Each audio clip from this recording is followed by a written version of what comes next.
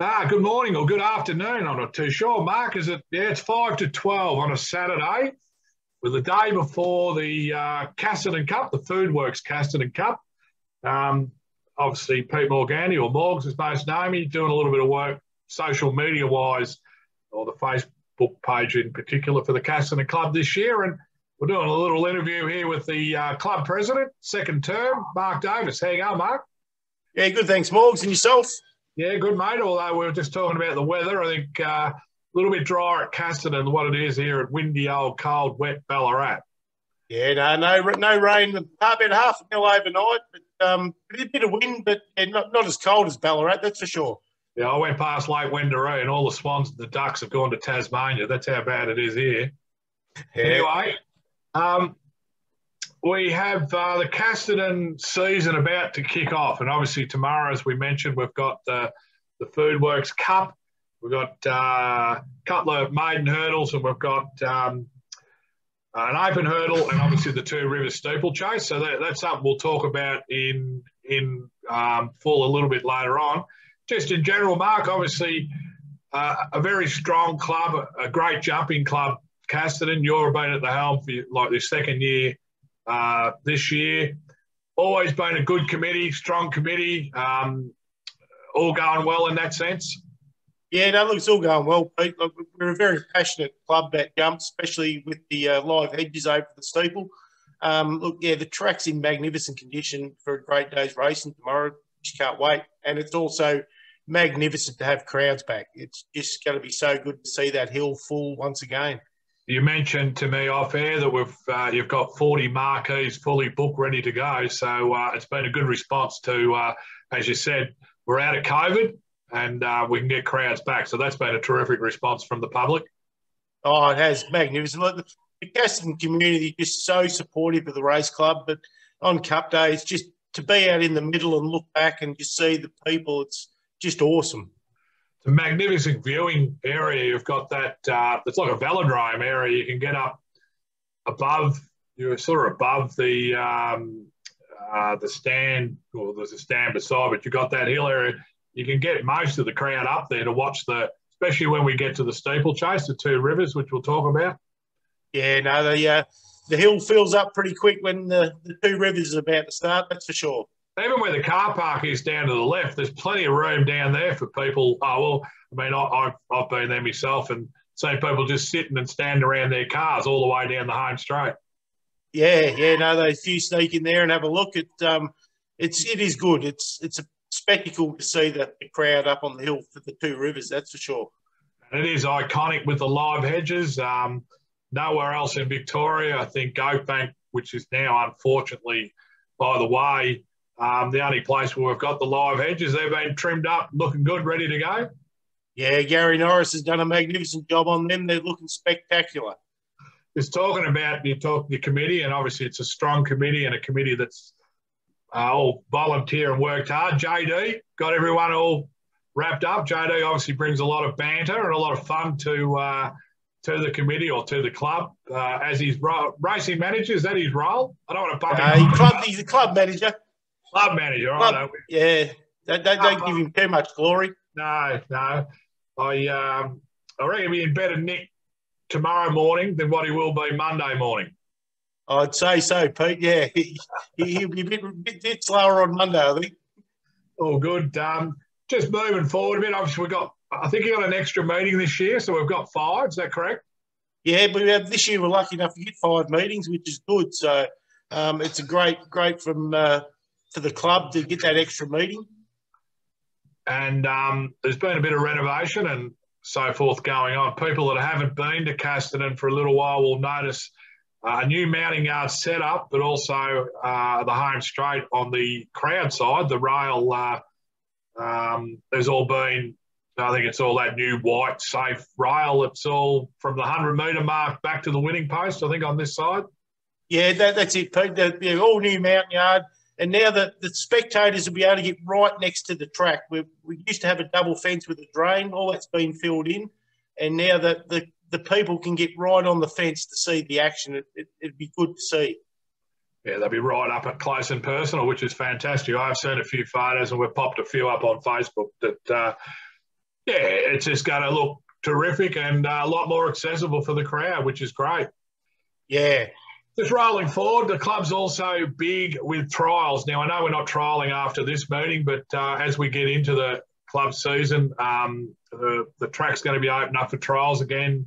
Flat trials, I'm talking. I'm not too sure about jumps trials, but definitely there's always 4 or 5 jumps trials during the winter season. Yeah. After each meeting, as you said, not this cup, but every meeting that we have, we'll be definitely having trials on the Monday after. And then towards the end of the season, if the track's good and it's needed, other tracks get too wet or whatever, we'll be having trials, extra trials after that as well, I'd say. Well, and obviously, it's been the last 2 years. It's been a little bit hard. We haven't been able to have our South Australian visitors because of the border lockdown for a lot. So, them combined with Waterville trainers who really support the club well. It's a good little learn for the club, and it's great that the track's opened up for the western districts. Yeah, that's it, and especially after a winter, you get a real wet winter. The Casterton track just seems to handle the wet, and it's just a great opportunity for the trainers to utilise the track for the coming into the spring. Yep. Just on the memberships and all that, Mark, people can get involved there. Just through the club, they can, if they want to sign up tomorrow, there will be an opportunity to sign up tomorrow. For the ones that just want to pay through the gate, what's the admission price? Yeah, it's $20 to get in tomorrow. But if anyone wants to sign up as a member, just call into the race day offices and see JD. I'm sure you'll be able to accommodate you with a member's ticket, and it'd be great to have a few new members. Beautiful. Right, Mark. Well, we might see how good we are at tipsters. I've put my lot into the Spectator, which I'm not too sure there's been many people made their fortunes out of my tips, but we'll have a bit of a look at the jumps races, and we'll have a quick look at the Cup. Also, tomorrow is the 50th anniversary of the it was an open sprint race back in the day, the Muntham Handicap, where the Royal School and Regal Vista wrought debacle happened. Yeah, that's right. Were you about then? No, a bit before my time, Peter. I was 7, but I was probably putting on it. Anyway, there's a long story behind that. There's been a little bit of commentary on Facebook. There's a couple of chaps that are probably a little bit older than us that were commenting on the fact that it's a 50-year anniversary. I think JD, we know how old JD is because he pulled out a race book. So we popped that up there. So there's probably a bookmark of the day. Yeah, that's it. Righto, mate. Let's have a look. We'll go to the Cup. Now, I thought that the Cup, I narrowed it down to the Waterville trainers, tipping Tom Davinick's mare Lunatic Fringe to beat Lindsay Smith's mare King Takes Queen, I think it is. You had a look? Queen Takes King. Is it the other way, is it? Right. Yeah. Billy will be into me. Look, both Lunatic Fringe is a bit of a barrier rogue, and I know Tom had trouble getting the ticket back, but he did. She jumps. I think she won at this meeting last year. Would have been in Ben and JD Hayes' names, and then Tom took over. But I think her best form nearly wins the race. Yeah, well, I've got the two around the other way. I reckon Lindsay Smith trains Queen Takes King. Yep. It's a good chance, I reckon, tomorrow. But with Tom Davinick's horse, it should be a very good finish in the Cup, hopefully. Yeah, well, Queen Takes Kings ran 4th in the Waterville Cup, which very, very strong form for Casterton. I think they looked at 2. The other horse I thought down in the weights, rough each way chance, might be Jane Baker's horse called Fergal. It's about $20, so just for trifectas and first fours, maybe throw it in. And I didn't think I'm just trying to find Aaron Purcell's horses. Prospectus is about $20 too. So I think we've nailed the first couple. I know Trevor White with Jeff O'Loughlin on it. Clever man as well in the betting from over the border. Yep, it's up there. Yep. Righto. Well, I'll take you on. I'll go Lunatic Fringe. You go Lindsay Smith's horse. And yep. If Uncle Lindsay wins the race, it'll be a good speech, and hopefully he's on course. Yeah, that's it. We'll fly back to the Two Rivers. Now, this race, for those that aren't aware, it is a new race. I don't know how long it's been in vogue now. Yeah, I'm not sure. It's 2019 was the first running of the Two Rivers. Yeah, look, and I reckon a lot of it's got to do with our infamous race caller, Rick McIntosh. If you've never heard of steeplechase, you always hear the words similar to this effect that where the Wannon meets the canal, or whichever way. Yeah, no, definitely where the Wannon meets the canal. They go to the open country now. Yeah, you know where it is. Where the Wannon meets the Glenelg. Out clear the river country. Sea Raven by 2 lengths. Yep, and that's obviously you should watch the race. It's probably the furthest point as you look on the TV screen, and they're down in the paddocks down through there, Mark. Yeah, down in the open country is his favourite call, where the Wannon meets the Glenelg. Yeah, the previous president's son used to win a lot of money when he first went to uni. Little Deanie Miller there, he bet his mates $10 that when the horses went over that jump that you'll hear where the Wannon meets the Glenelg, and I think he got a fair few beers out of it too. I'll tell you, it's a good story there. Sportsbet, silly Sportsbet, I said, they had a frayed market. Will Rick say how good is the bull during the Grand Annual? And they bet $2. All right. Maximum bet 50. Well, everyone told Rick because he's let it roar with about 400 to go, 600 to go. How good's the bull? And everyone had collected before the end of the race. So if Sportsbet are silly enough to put up the where the canal meets the Wannon, we'll all get on that as well. That's it. Great ambassador, Rick, for the jumps. Oh, mate, he just brings so much to the jumps race, and he puts atmosphere into his call. It's just so exciting. The hairs stand up on the back of your neck when he gets going.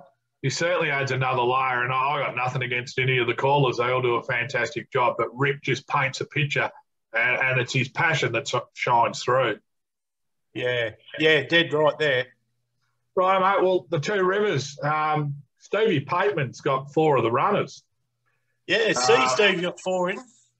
I do know a little bit of inside info on one horse. Now, if you don't get any rain or much rain, Magnanimous Man might be a scratching, unfortunately. Oh, right. He's a New Zealander that likes mud sort of up to his knees, but Pat Ryan was indicating it might come out. But, you may get a little bit of rain, and if it's in that 5 or 6 rate, which is a slow 5 now, the track, isn't it?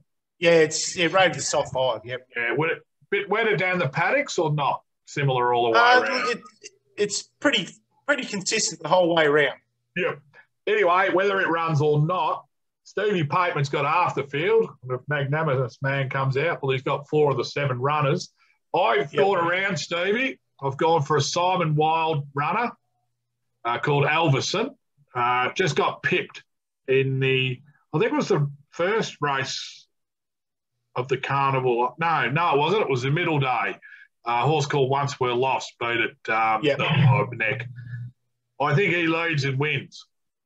Yeah, well, I'm going for the master of jumps training, Eric Musgroves, Coleridge.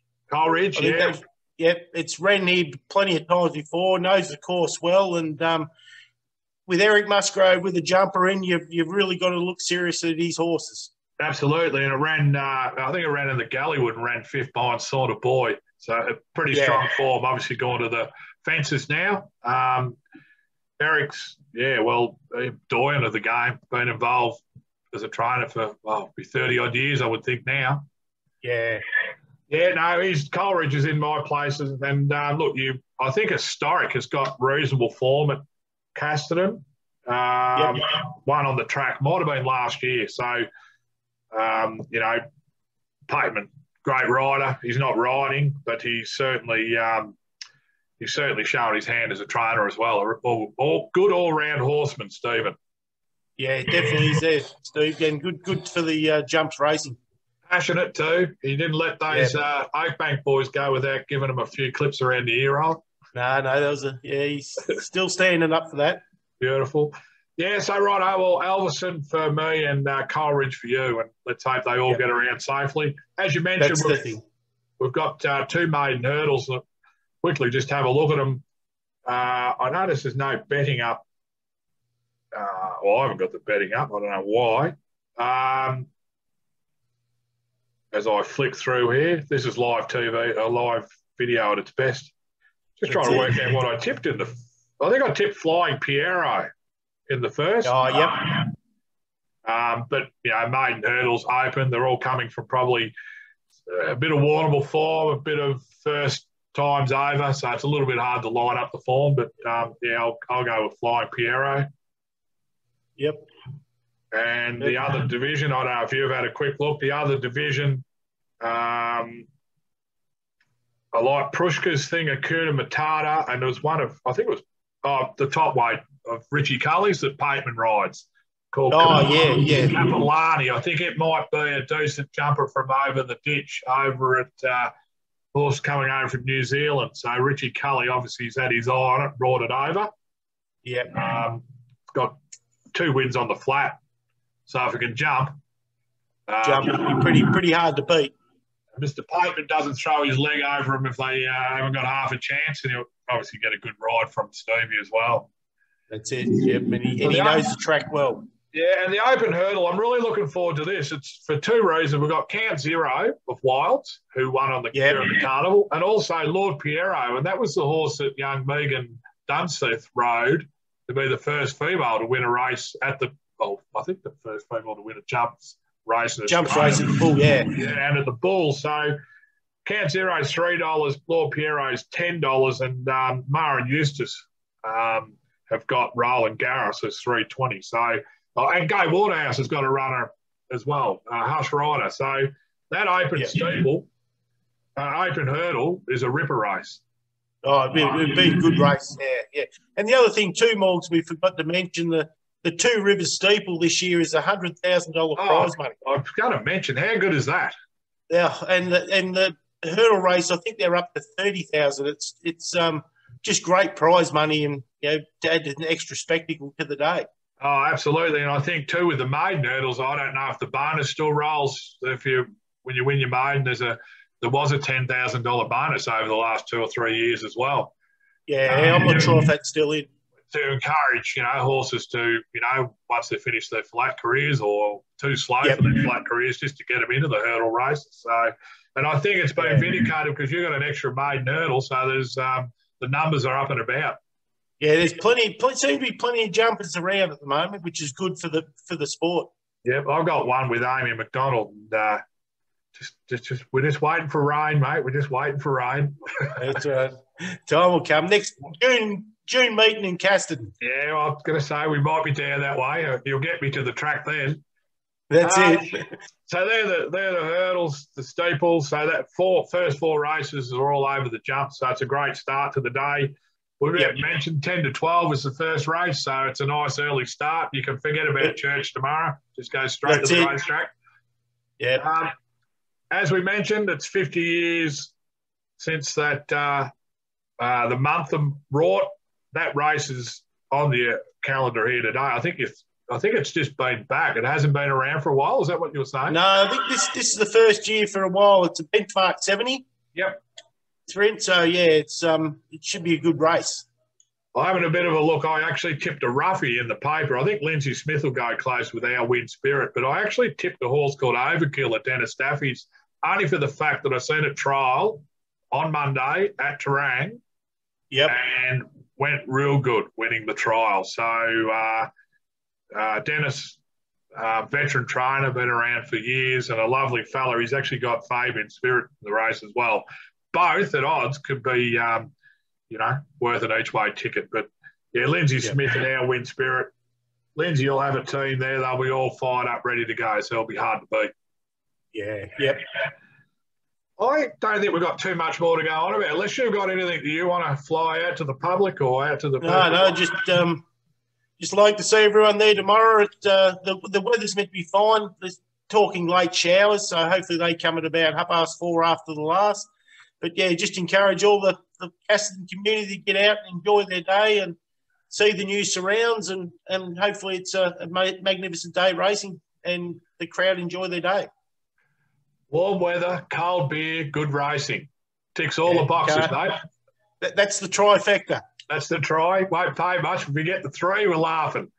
That's Righto, it. Mark. Look, good chatting. I think we'll jump on and do something similar before each of the meetings, and we can just keep people updated on what's happening.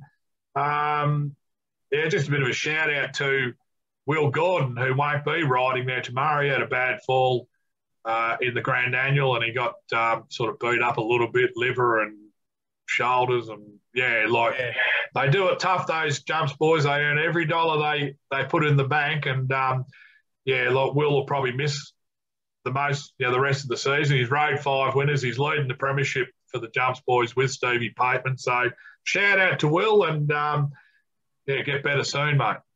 Yeah, we wish him a very speedy recovery, and can't wait to see him get back on a horse. Beautiful. We'll wind her up there, Mark. You have a good day. Sorry I couldn't be on course tomorrow, but I'll get down there. Well, obviously for the trials, because we filmed those, but I'm making sure we'll get down there for a couple of the race meets, and we'll keep everyone up to date as much as we can on Facebook. Not only are we covering Casterton, but we're trying to put up all the jumps results and as many photos and stories from around the traps. So makes it a bit of an one-stop shop for jumps racing, the Casterton Facebook page. Yeah, everyone get on and follow the Facebook page. Have a great day tomorrow, Mark. Good on you. Thanks, Pete. Talk to you soon, mate. See you, mate. Bye.